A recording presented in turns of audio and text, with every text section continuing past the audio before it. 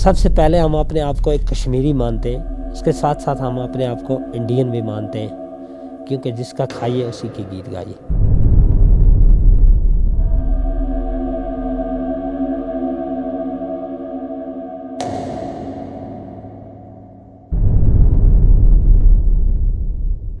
जी, ये जो आईएसआई वाले हैं या तंजीम के बड़े लीडर हैं, ये सिर्फ मज़हब का गलत फ़ायदा निकाल के ये लोगों को बर्बाद कर रहे हैं।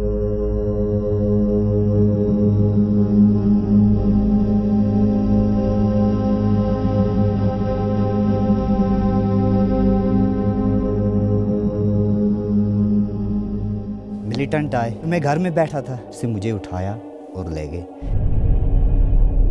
मेरे माँ बाप चलाते रहे, लेकिन उन्होंने छोड़ा नहीं, बोला आपको जाना ही है, जिस घर में 4 लड़के हैं उसमें से एक ले जाना है। जब वहाँ पहुँचे तो हमें वहाँ फिर आईएसआई वालों ने ले लिया। उन्होंने बताया कि आपका कश्मीर जो है वो मुतनाज़ इलाका है, अगर हिम्मत बांधोगे तो आप अपना कश्मीर छुड़ा सकते हो। तो हमें सिर्फ ये बताया जाता था कि आप यहाँ से जाके वहाँ की आर्मी को मारो। ट्रेनिंग जहाँ ले जाते हैं वहाँ कुछ पता नहीं चलता कौन सा इलाका है। जी, वहाँ जो कैंप होते हैं उनके साथ वहाँ की आर्मी से का और वहाँ की आईएसआई का पूरा कांटेक्ट होता है। वहाँ ग्रेनेड ब्लास्ट करने की, हथियार चलाने की ट्रेनिंग दी जाती थी। बाहर जाने से भी हमें रोका जाता था, जैसे भेड़ बकरी को खुला नहीं छोड़ते हैं, इसी तरह हमें भी वहाँ रखा जाता है। हमें वहाँ से एक कमांडर होता था जो हमें लॉन्चिंग पैड तक लाता था,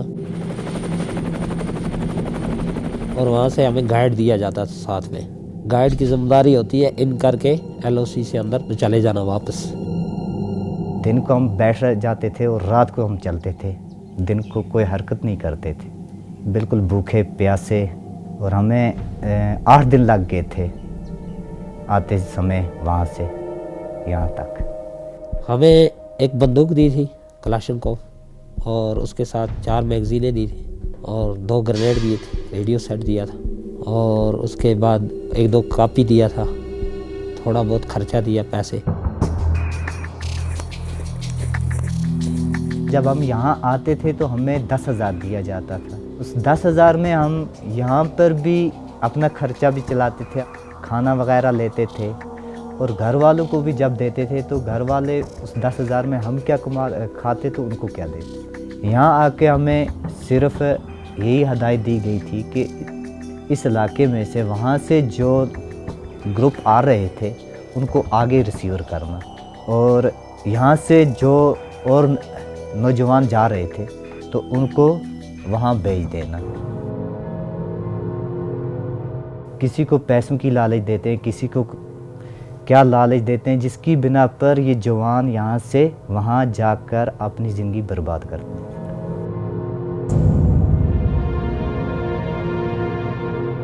जब हम बॉर्डर के उस पार निकले तो 20-22 बच्चे थे, उनमें से सब आधे मर चुके हैं और आधे जेल में, और मैं तो अभी जिंदा हूँ। हम चाहते थे यही कि हम कब हमें मौका मिलेगा कि हम वापस चले जाएंगे।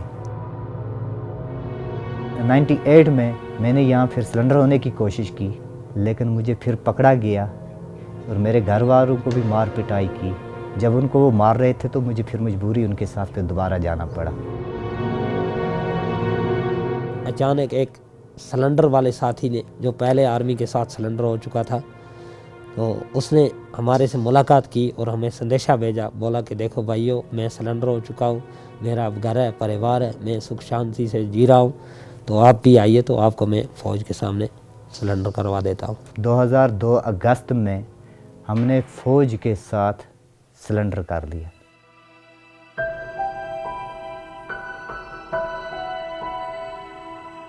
माँ बाप के लिए अपना औलाद अक्सर औलाद ही होती है, चाहे वो जैसी होती है, वो उससे सीने से लगाने से दुरेग नहीं करते। उन्होंने मुझे अपना लिया। जी, मेरे बच्चों को कुछ पता नहीं पापा पहले क्या था क्या नहीं था, ना ही मैंने उनको ये स्टोरी बताई है। बताते तो कहते कि पापा ये आपने क्या किया। मेरी माँ उस वक़्त अपने पाँव से चल नहीं पाती थी, उसने मुझे गले से लगाया और प्यार मोहब्बत से मुझे चूमा, फिर मेरे लिए लंबी उम्र के लिए दुआएं की। हाय मैं उन खुदाया, मैं उन गुबरोस रोमत, मैं उन वनी जो सटा, मैंने खुदाया या वापस शुक्र शुक्रोने।